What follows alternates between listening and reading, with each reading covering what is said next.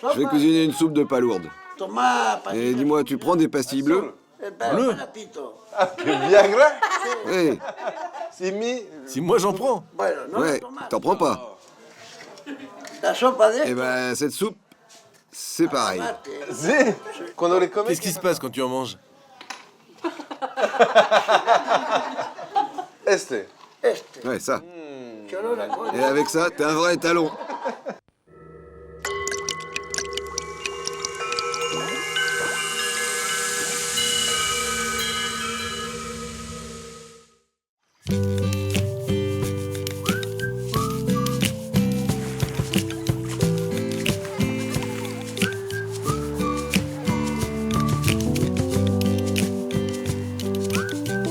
Salut, ici je suis en Argentine. Quand on évoque ce pays, on pense tout de suite au tango, à Maradona, aux gauchos de la Pampa ou encore à la dictature. Moi je suis venu ici pour vous faire rencontrer des hommes et des femmes qui survivent au quotidien grâce au fleuve et à l'océan. C'est parti pour un voyage surprenant du Rio Paraná à la péninsule de Valdez en passant par le delta du Tigre. Allez. J'ai encore un peu de route.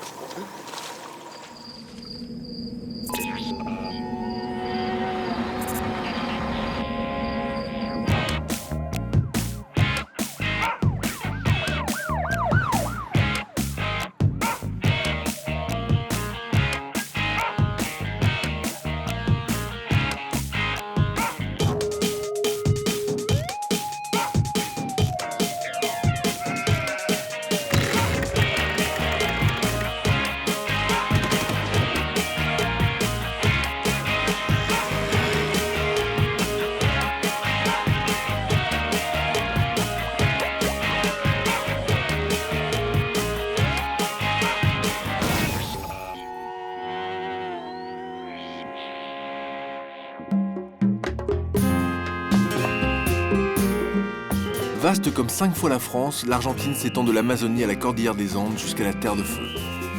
Ma première escale, les Esteros de Libera, un territoire immense inondé par les eaux du fleuve Paraná qui s'étire le long de la frontière paraguayenne. Ici, on vit principalement de l'élevage, mais ces gauchos sont différents des autres. Au fil des siècles, ils ont dû apprendre à vivre au cœur de ces marais hostiles.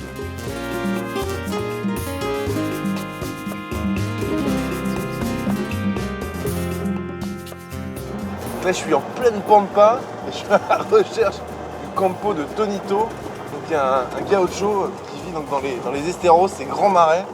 Et je suis un peu perdu. Oh là là, il y a des flaques d'eau partout quand je tourne. Là, il y a des cochons. Merde, je suis tanké là. Voilà. C'est d'y arriver à sortir. J'arrive à retrouver de l'herbe là.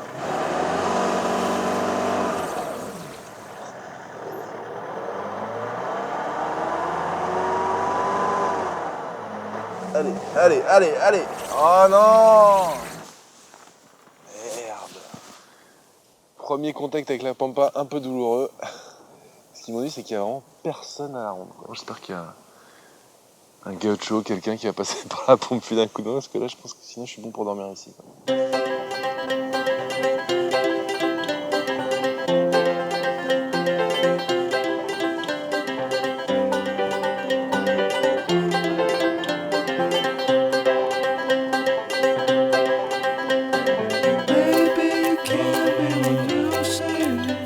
Voilà. Bonjour!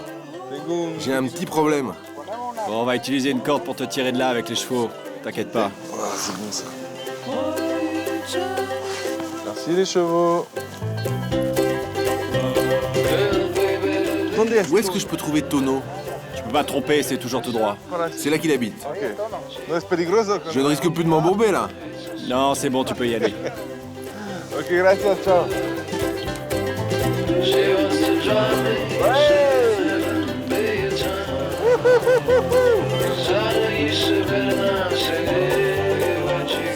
On va y arriver chez Tono. Là, je vois la ferme qui arrive là, avec les chevaux.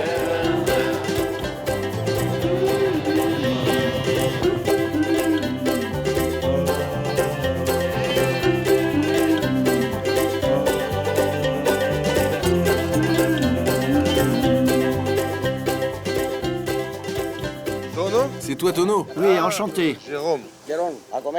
Tu veux manger de la brebis? Putain, ça commence.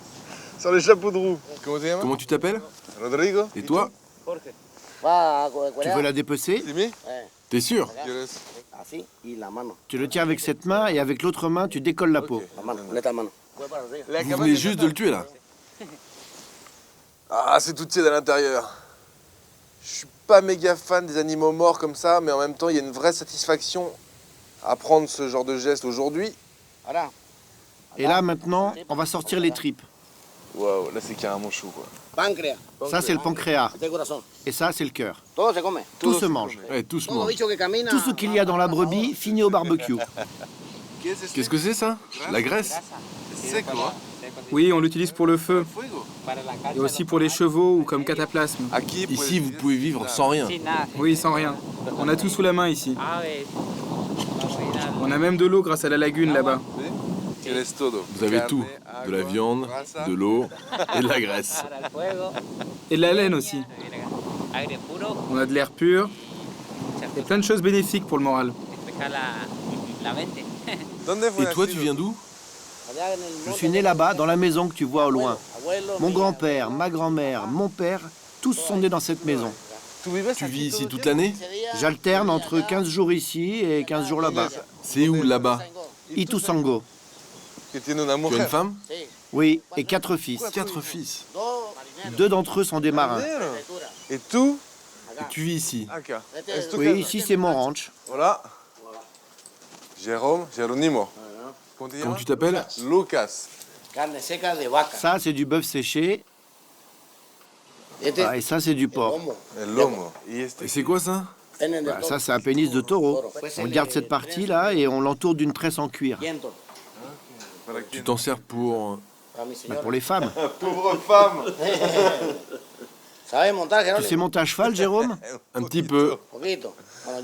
Bon, je te prête mon cheval. Il s'appelle Tracteur. On va travailler. Oui, on y va.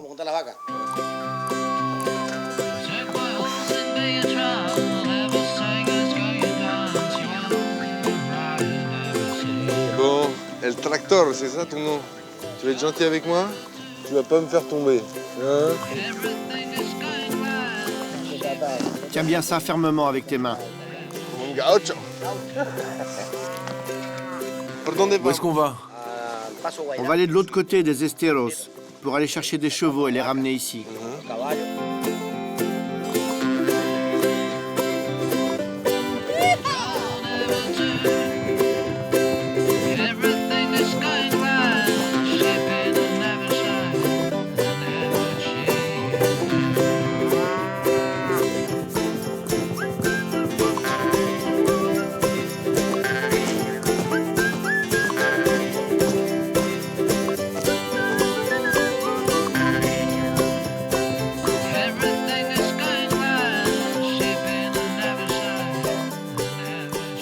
Ça, c'est mon frère, ou plutôt c'était mon frère.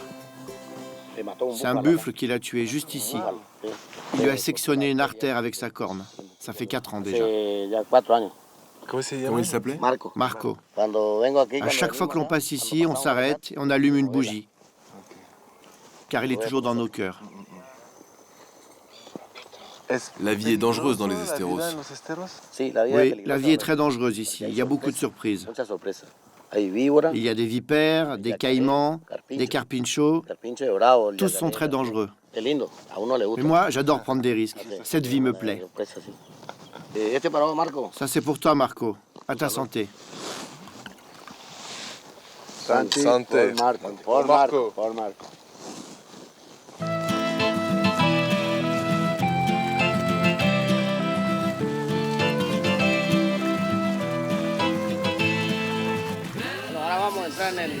Maintenant, on va traverser un marais avec beaucoup d'eau. On va en avoir jusqu'aux genoux. Donc, tu tiens bien les rênes et tu avances doucement. C'est la première fois que je navigue à bord d'un cheval. Allez!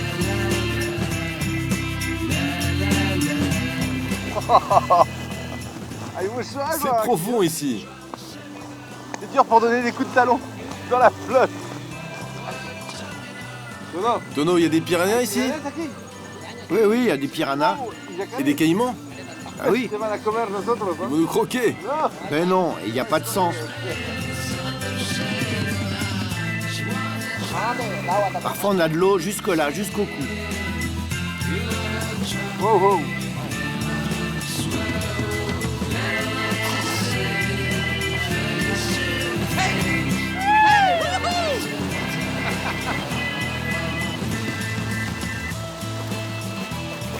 Pourquoi les chevaux et les vaches sont parqués ici? Parce qu'ici on est sur une île et on se sert de cette île comme pâturage pour nos animaux. Il y a de l'eau tout autour de nous. En fait, c'est un enclos naturel. Oui, c'est un enclos délimité par de l'eau. Aujourd'hui c'est sec, mais très souvent il y a beaucoup d'eau et c'est complètement inondé. Quand c'est le cas, on déplace les animaux dans un autre champ.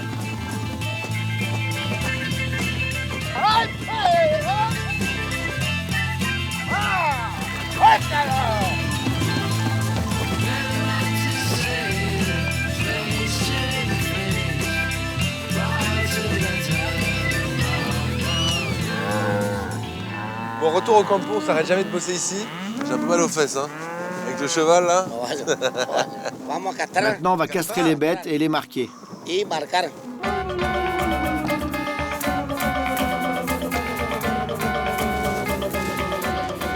il faut passer toutes ces vaches dans le couloir, celles qui sont déjà marquées sortent. Dès qu'il y en a une qui n'est pas marquée, ils la bloquent. Voilà, celle-là, elle n'est pas marquée, on va la choper.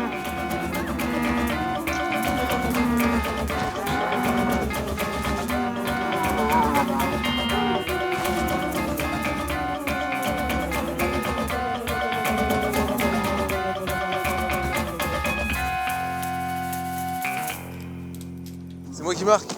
Avec ça, là. Vas-y. Ça sent le barbecue. Pour voir qu'elle est marquée, on coupe un morceau d'oreille. Ils vont lui couper les robignoles, là.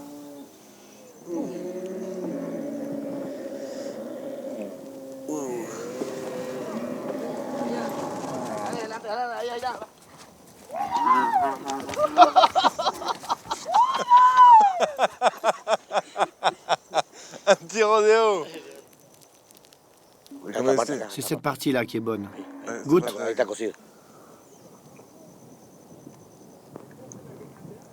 Un peu rosé à l'arrête quand même, hein. La couille de taureau.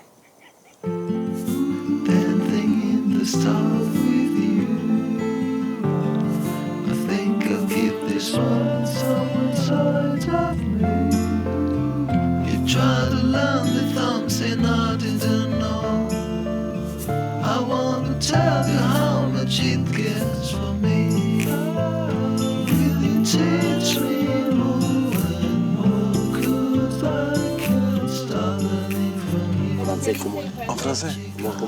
Santé. Santé.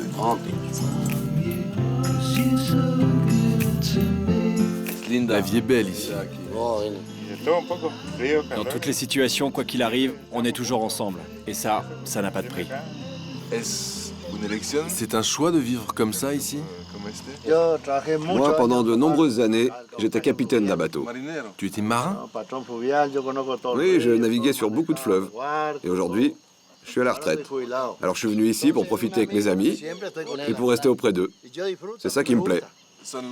Vous êtes des marins gauchos ici. Ici, il y a 2 marins. Et c'est des pêcheurs. De janvier à juillet, c'est la saison de la pêche au calamar. Je travaille comme marin-pêcheur. Puis à partir de juillet jusqu'à la fin de l'année, je viens ici retrouver mes amis pour travailler avec eux. Ce sont 2 vies vraiment différentes. Ces 2 vies sont complètement différentes. Ici, il y a de l'eau, des lacs, mais on voit plein d'animaux différents. Le rapport à la terre est très intéressant. Même si l'environnement est assez hostile, je préfère choisir la vie ici en tant que gaucho plutôt que celle de pêcheur, où l'on est enfermé dans un bateau. En plus, la pêche se pratique le plus souvent la nuit, donc on ne voit pratiquement pas le jour. On gagne mieux sa vie en étant pêcheur que gaucho? C'est mieux là-bas. La pêche, c'est mieux. Ouais, on gagne plus d'argent en pêchant.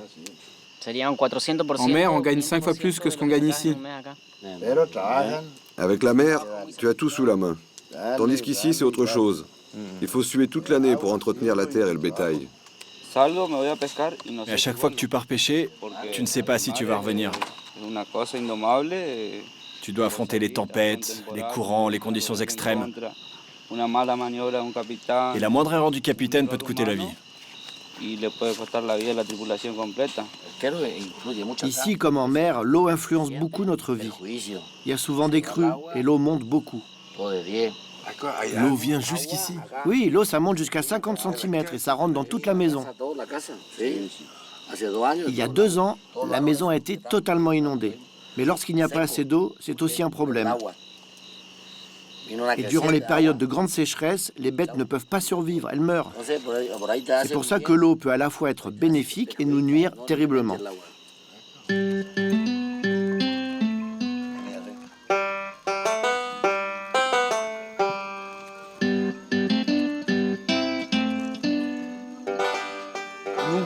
Et vous ne mangez jamais de légumes? Non, solamente Juste de la viande. en el campo. Allez, on va danser. Danser? Entre caballeros. Entre hommes? Non, avec Samantha et Suelio. On leur dit de venir, je vais les chercher. Qu'est-ce que c'est que ces conneries?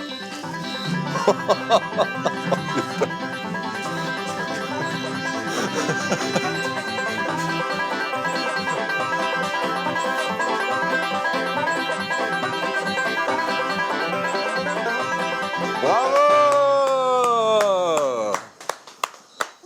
Eh ben, mon vieux, elle doit être longue les soirées d'hiver ici.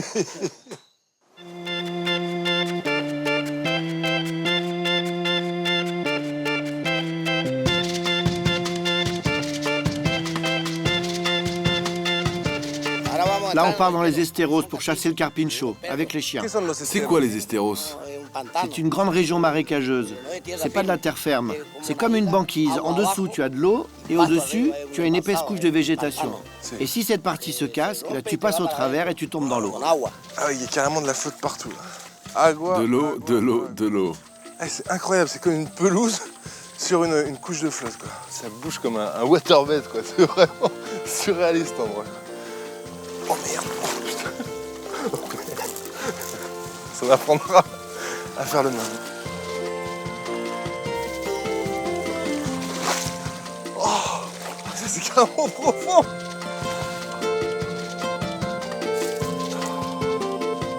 Jarara. Qu'est-ce que c'est? C'est quoi? C'est la vipère rarara. C'est dangereux? Ah oui, c'est très dangereux. Si elle te mord, 2 heures après, t'es mort. Allez, viens, dégage. C'est chaud là. Putain. Oh, c'est super beau. Chaque année, les bois du cerf tombent. Et il y en a d'autres qui repoussent. Comme ça. Ils font quoi les chiens? Ils cherchent le carpincho. Et dès qu'ils en voient un, ils aboient.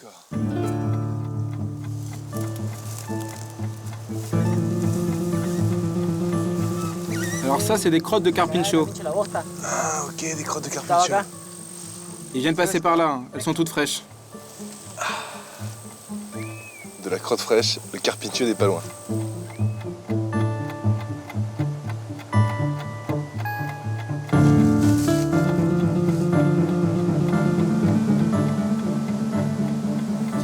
Le carpincho se cache sous l'eau. Il sort seulement la pointe de son nez. Il ne bouge pas, ne fait pas de bruit. C'est pour ça qu'on ne le voit pas d'ici.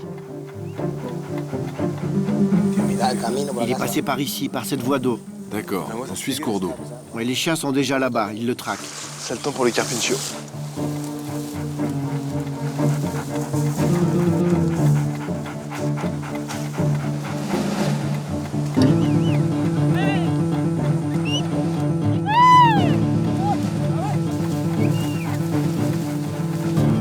Ils en ont un, ils en ont un, ils en ont un. Après. Jorge, il y en a un? Il y en a un par là.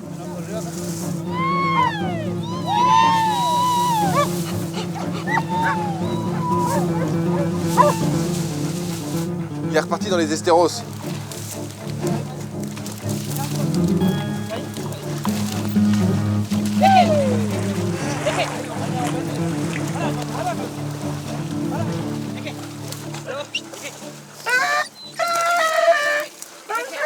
Putain, c'est violent comme chasse. J'avoue que je suis un peu séché. Oh putain, il a reconnu sur la gueule, ils se font tabasser les trucs là. C'est difficile. C'est dur comme chasse. Oui, c'est une chasse difficile, c'est très physique. Et en plus, comme tu n'as aucune visibilité dans les marais, tu as le cœur qui bat très fort. Et le carpincho peut t'attaquer à n'importe quel moment. C'est le plus gros rongeur du monde et on ne le trouve qu'ici en Argentine. Ah ouais, les dents elles sont énormes quoi. S'il te mord, il te tue. Oui, s'il te mord au niveau du ventre, des intestins ou de l'aorte, tu meurs. Tu t'es déjà fait mordre? Oui, je me suis déjà fait mordre ici, à l'artère fémorale. J'étais à 2 doigts de partir là-haut. Il doit peser entre 45 et 50 kilos, c'est un adulte. Et ça se mange? Oui, bien sûr. Et on utilise la graisse pour faire une huile qui est recommandée pour les poumons des fumeurs. Ah ok. Et la pierre qui est assez... Et qu'est-ce que vous faites avec la peau? Un peu plus loin, dans la région de Corrientes, ils l'utilisent pour faire des vêtements, des ceintures et des portefeuilles. Donc ici, cet animal est très traditionnel et pas seulement pour manger. Oui, pour tout ça.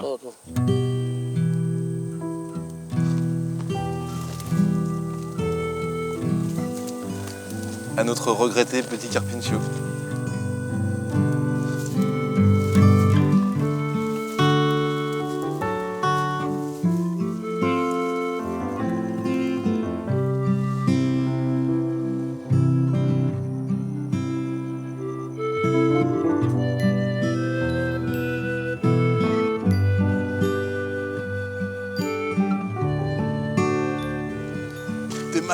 Ça t'achève les estéros.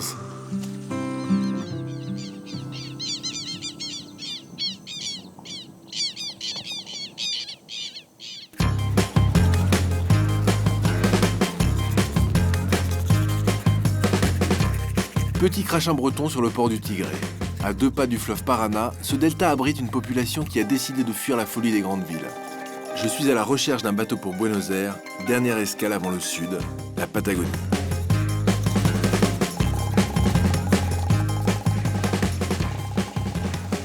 Il y a des marins qui cherchent un bateau.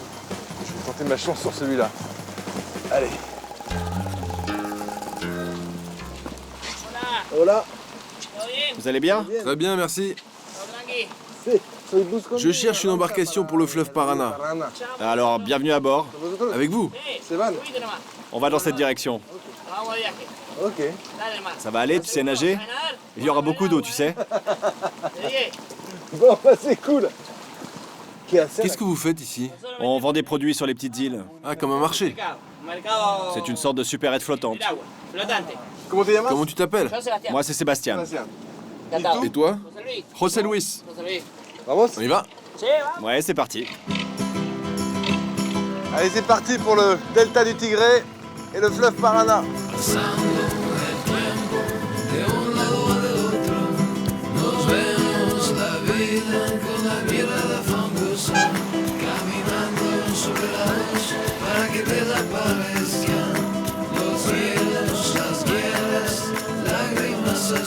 Cette partie du Tigre, c'est un immense delta composé de plein de petites îles et de milliers de canaux. Les gens vivent ici toute l'année, donc la vie est tournée vers l'eau. Avec ce bateau marché, mais aussi des camions poubelles, comme celui-là, qui ramasse les ordures. C'est vraiment un drôle d'endroit. Tu vis tout le temps à bord? J'habite sur une île. Mais c'est vrai que je passe beaucoup de temps sur ce bateau. Mais chaque soir, je rentre dormir chez moi. Et José Luis aussi. On a chacun notre maison. Je suis né dans le delta. Et ça te plaît? J'adore cet endroit. Je ne changerai pour rien au monde. Mon père a tenu ce bateau supermarché pendant près de 30 ans. Maintenant, il a changé et il travaille dans le bois et l'osier. Et mon frère tient un autre bateau supermarché. Et on est très fiers tous les deux de perdurer la tradition familiale. Voilà notre premier arrêt. Ces clients ont sûrement besoin de viande et de pain. Bonjour, il vous reste du lait? Combien de lait? Un seul. Un seul. Et de l'ail et du persil aussi. Voilà, du persil frais. Et 1 kilo de pommes de terre et d'oignons. Allez, 1 kilo de patates. Maintenant les oignons. Ça fait 54 pesos, s'il vous plaît. Très bien. Merci. Merci. Ciao, gracias. Ciao, ciao. Bueno. Il y a vraiment de tout ici, hein. Des lacets. Ici, c'est le rayon frais. Aubergines, maïs. Et ici, les bonbons pour les enfants. Là, il y a des balais, des fonds de tarte, des tétines, des serpillères, des casseroles. C'est vraiment une caverne d'Ali Baba, quoi. Sébastien, comment ça se passe? Comment tu vois que les gens veulent acheter quelque chose? Ils tendent leur sac quand ils voient arriver le bateau. C'est le signal pour que je m'arrête. Bonjour, comment ça va? Comment tu t'appelles? Valentina. En vivant ici, tu te sens comme les autres Argentins ou tu te sens différente? Vraiment différente. Ici, on a vraiment une philosophie de vie différente. On profite de chaque instant comme si c'était le dernier. En ville, il y a beaucoup de stress, de compétitivité. Tout le monde se soucie de l'aspect matériel et veut toujours consommer plus. Alors qu'ici, on vit beaucoup plus simplement en harmonie avec la nature.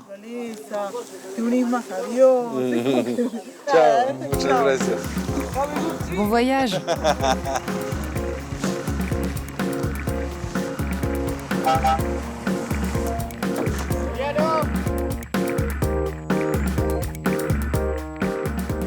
Je vais prendre des bananes.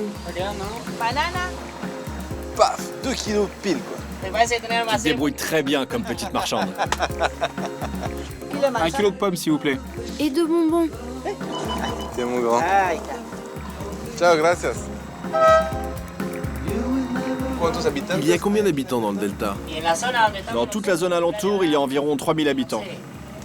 Il y a aussi 2 hôpitaux et un bateau ambulance qui met au maximum 30 minutes pour emmener quelqu'un à l'hôpital. C'est vraiment un monde à part. Oui, c'est organisé comme une ville, sauf qu'à la place des rues, il y a des canaux. Il y a différentes écoles, et ce sont des barques de ramassage scolaire qui conduisent les enfants à l'école. C'est une vie difficile? C'est difficile surtout à cause des conditions climatiques. Quand souffle sous l'Estana, ce vent du sud qui est très très fort. Et en plus de la pluie, ça fait monter le niveau de l'eau. L'eau recouvre alors les pontons et on ne peut plus s'amarrer. Et là, c'est beaucoup moins facile. Salut! Merci!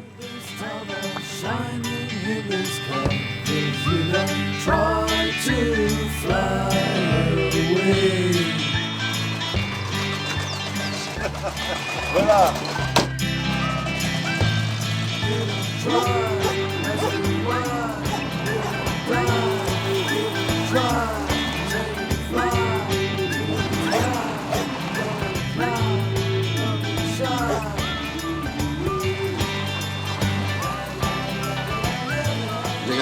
Et voilà, on est arrivé. Merci beaucoup.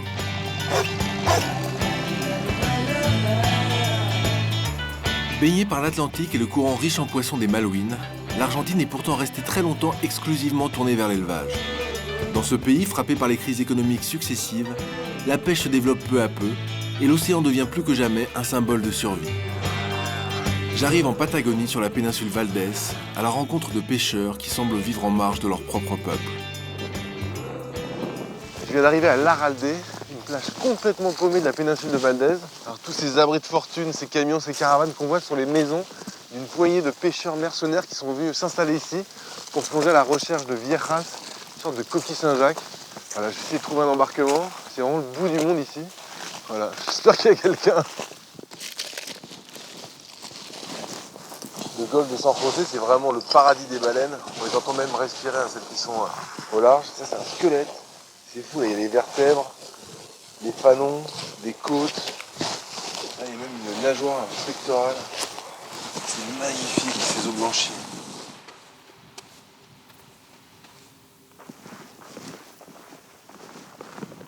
Hola, amigos. Bonjour. Vous êtes pêcheur? Oui, on est tous les trois pêcheurs. Vous savez s'il y a un équipage qui sort en mer? Oui, oui. Toi, tu ne pars pas pêcher? Non, pas aujourd'hui. Mais il y a des gens qui ont un bateau là-bas, derrière le tracteur. Où ça? Là-bas? Oui, tu vois la petite maison blanche là-bas. Ils habitent là. Tu peux aller leur demander. Merci beaucoup. Salut. Une maison blanche. Elle est là.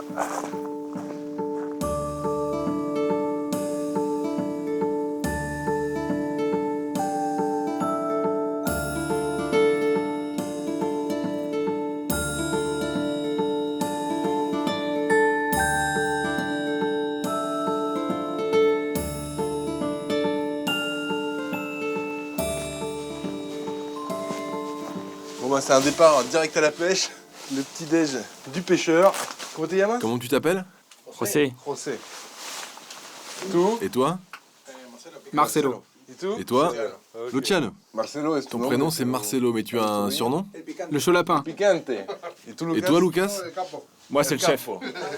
Et toi, c'est quoi ton surnom? Oreille. Waouh. Qu'est-ce que c'est? Des boyaux d'agneau, du cœur et des intestins. Ok, que les tripes. Et pimienta. Et du piment. Il est comme moi, il donne chaud. Picante, ok. Tienes de darme un Il surnom. faut que vous me donniez aussi un surnom. Hein? Bouclette. Ah, drôle, les bouclettes, d'accord. C'est quoi? C'est du fernet. 39% d'alcool, c'est bon. Est-ce possible? Et c'est compatible de boire ça et de plonger? Con Fernet. Oui, c'est un vrai antigel contre le froid. Et toi, Luciano, Et toi, tu as quel âge, Luciano? 20 ans. Lindo. Belle croissance. C'est grâce à ça. On mélange viande et poisson. Je me sens tout petit côté. On est tous comme ça. On est 4 frères du même gabarit. Vous êtes frères? Sauf lui. Ok. En tout, on est 8 frères et sœurs. Et chez José, ils sont 10 frères et sœurs. C'est parce que mes parents n'avaient pas la télé. Allez les gars, c'est l'heure d'aller bosser. Tu fais quoi avec ce tracteur? C'est pour mettre le bateau à l'eau. Bon, je fais ma fillette, je plonge avec une combinaison étanche, mais l'eau elle est à 10 degrés là.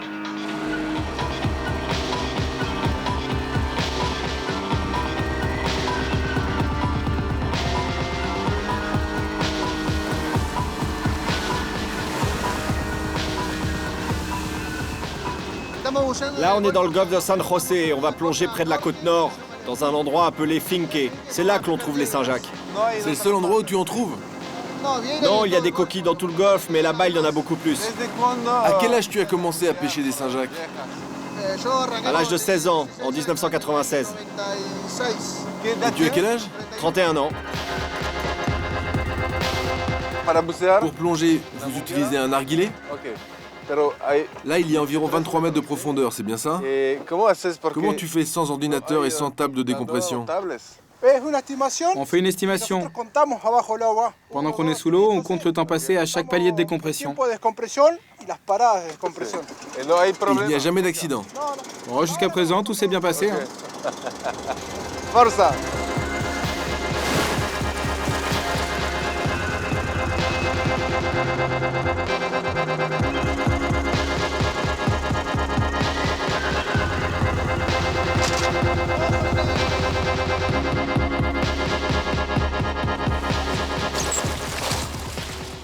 Je comprends mieux pourquoi ils sont taillés comme des armoires à glace. Quand tu vois les sacs de coquilles qui remontent, voilà, les premières coquilles Saint-Jacques sont là. C'est impressionnant, ça va très très vite. Hein. Ils remontent les sacs les uns après les autres. Moi je vais rejoindre les plongeurs, mais pas avec les narguilés parce que c'est carrément super craignos. Là, ils descendent à 25 mètres avec un vieux pot de rouille qui les alimente en air. Moi j'ai amené la petite bouteille. Je vais bosser comme ça. Voilà ton sac. Là, c'est là, allez, ok. Hein?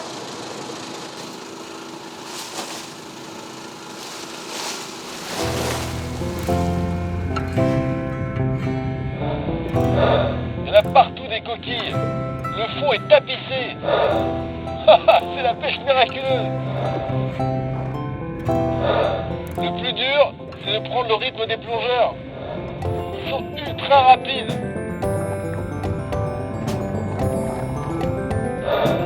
Allez au boulot. Quand même, j'ai un peu forcé sur les tripes au petit-déj. Waouh! Une dent de mégalodon. Un requin fossile qui vivait il y a plus de 25 millions d'années.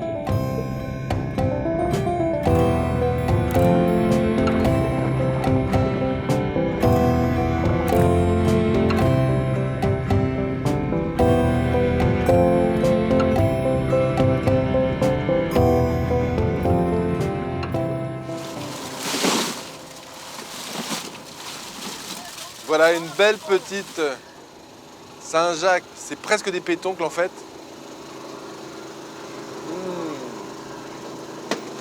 C'est bon. Moi, je l'aime sous toutes ses formes. Cuite au four, cru, en sauce avec du riz. En France, je la prépare avec du beurre et je la laisse mijoter dans la coquille au-dessus des braises.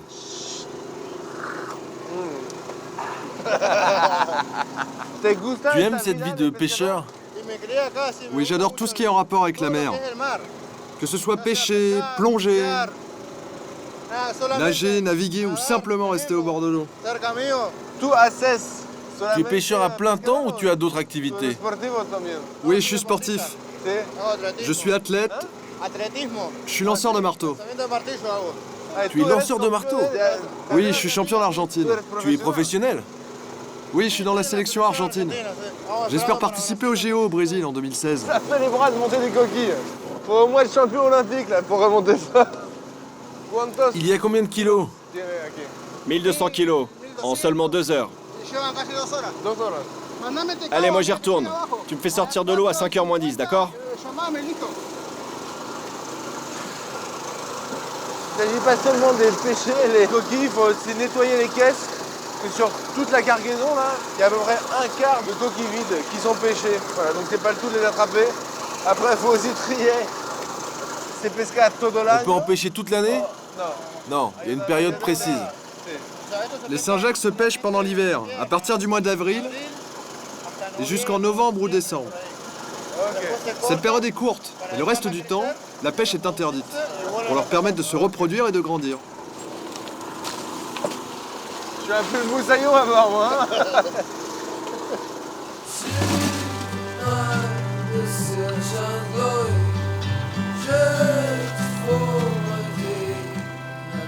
Bon, comment est-ce la pêche a été bonne aujourd'hui? Parfaite. On va aller boire du Fernet pour fêter ça. Beaucoup de Fernet.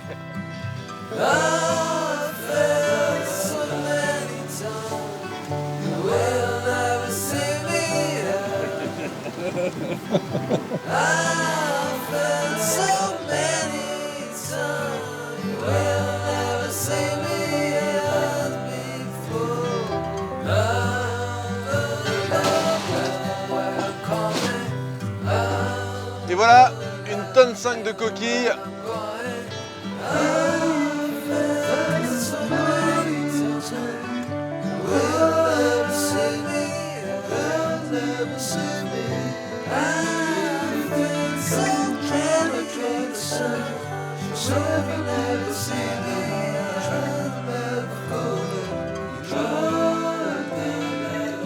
Je suis toujours à terre, j'ai traversé la plage, je suis complètement de l'autre côté, avec la famille Signorelli, qui sont des pêcheurs eux aussi. C'est l'anniversaire du père ce soir, donc on va pêcher des poulpes qu'on va cuisiner. Comment tu Comment tu t'appelles? Candida. Et toi? Lorena. Et toi? C'est pescato. Bon, toi tu pêches quoi alors? Oh, de tout. Je pêche des poulpes, des fruits de mer, et je plonge aussi. C'est viven del Tu mar. vis de la mer. Oui, seulement de la mer et de la péninsule de Valdés. Ici, c'est l'endroit idéal pour trouver des poulpes. Ils vivent ici? Oui, ils se cachent là, en dessous. Comment tu sais s'il y a un poulpe? Quand il y a des coquilles de moules et des carapaces de crabes vides, c'est qu'un poulpe est passé par là. Ah, ok. Et s'il y en a un, on le sent dans la cavité. Bien sûr. Si on sent quelque chose de très mou, de flasque, c'est qu'à coup sûr, il y a un poulpe.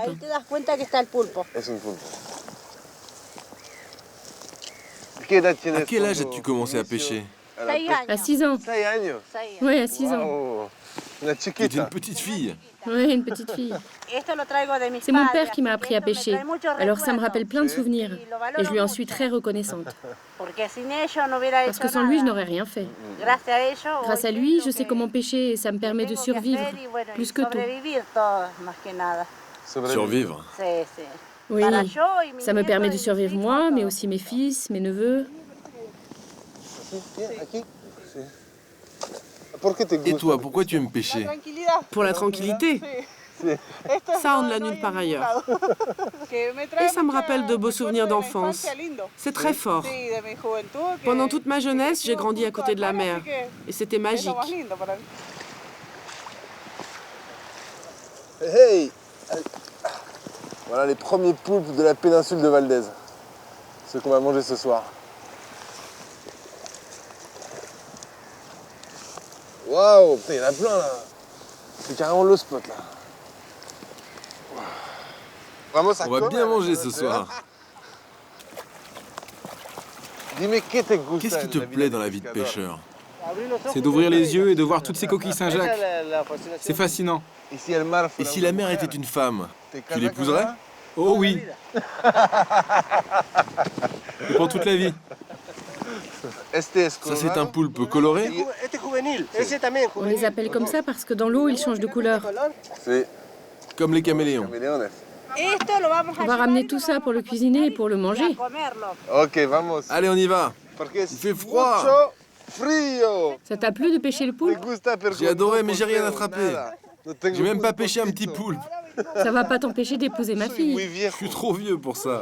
Pourquoi? Tu as quel âge? 32? Merci beaucoup. Beaucoup plus? Oh oui. 41. J'ai une fille de 29 ans et son mari a 56 ans. Oh, je suis jeune comparé à lui. Un bébé. Si tu veux, je peux cuisiner les poulpes. Tu veux bien? Oui, et après on les mange. Et après on verra si tu es meilleur danseur que pêcheur.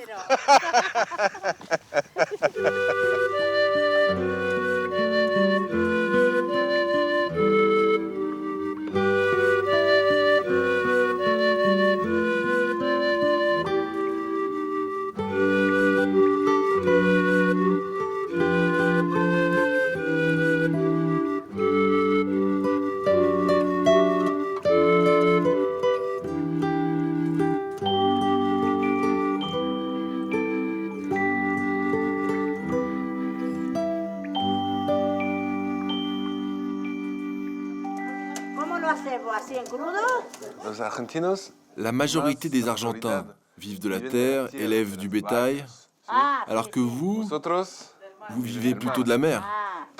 Qu'est-ce que tu préfères, la terre ou la mer? Comme j'ai toujours connu ce milieu, pour moi, c'est la mer. Tu n'aimerais pas vivre comme un gaucho? Non, moi je n'aime pas tuer les animaux. Je n'aime pas les tuer et je n'aime pas les manger non plus. Tu n'aimes pas la viande? Non, je ne mange jamais de viande, ni même la volaille. Jamais. Tous les pêcheurs sont les mêmes en Argentine ou il y a des différences? Il y a de vraies différences entre les pêcheurs isolés, comme nous, et ceux qui sont dans les villes ou dans les villages et qui gagnent bien leur vie. Dans chacun de ces villages, il y a un contrôle des pêcheurs sur la quantité de fruits de mer et de coquillages qu'ils pêchent. Tout est très surveillé. Ici, on ne voit jamais passer personne de la commission. Il n'y a aucun contrôle, rien. Car si ces contrôles avaient vraiment lieu, nous, pêcheurs, on aurait tous du travail ici. Alors que là, on survit tant bien que mal dans un milieu sans aucune règle. Les petits poulpes, tu aimes ça? J'adore ça. Et toi, tu vas cuisiner ces coquillages? Oui. Je vais cuisiner une soupe de palourde. Et dis-moi, tu prends des pastilles bleues? Bleues? Viagra? Oui. Si moi j'en prends? Ouais, t'en prends pas.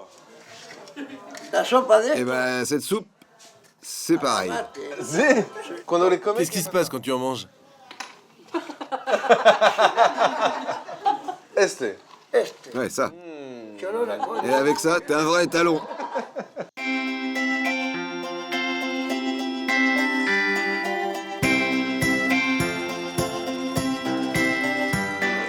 Fais voir. C'est rico? Bueno?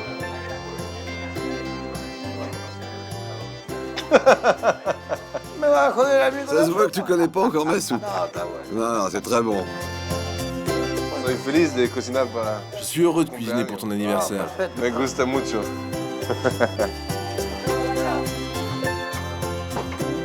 Allez, on va goûter ça. Le poulpe à la mode Geronimo. C'est vraiment bon. Tu es un très bon cuisinier. Tu me donneras la recette? Si. Comme ça, tu te rappelleras de moi. Ouais, mais je me souviendrai toujours de toi. Et toi, tu ne m'oublies pas non plus, hein? Jamais. Il y a beaucoup d'amour ici. Nous, les Argentins, on est comme ça. Les Argentins de la mer.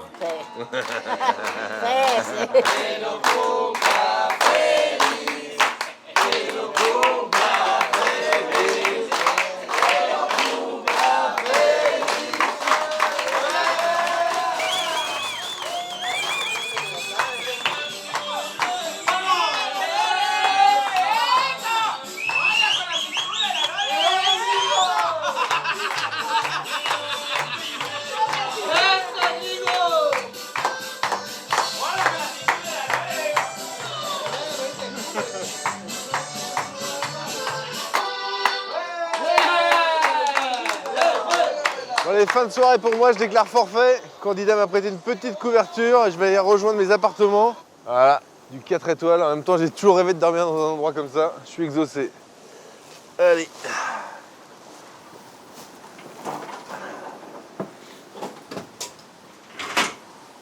Oh, oh, oh. C'est rousse. Ça, c'est mon matelas. Mon petit hôtel pour cette nuit. Oh. Oh, je vais bien dormir. Allez. Avec le vent qui souffle. Oh, c'est pas si mal. Hein.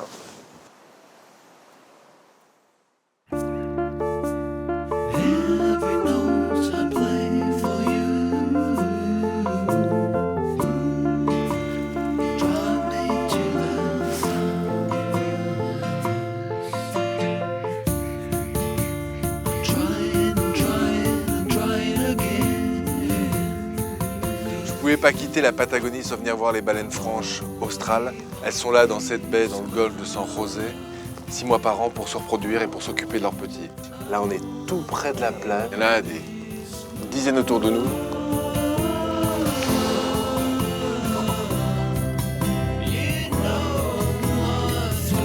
Oh, elle est énorme celle-là.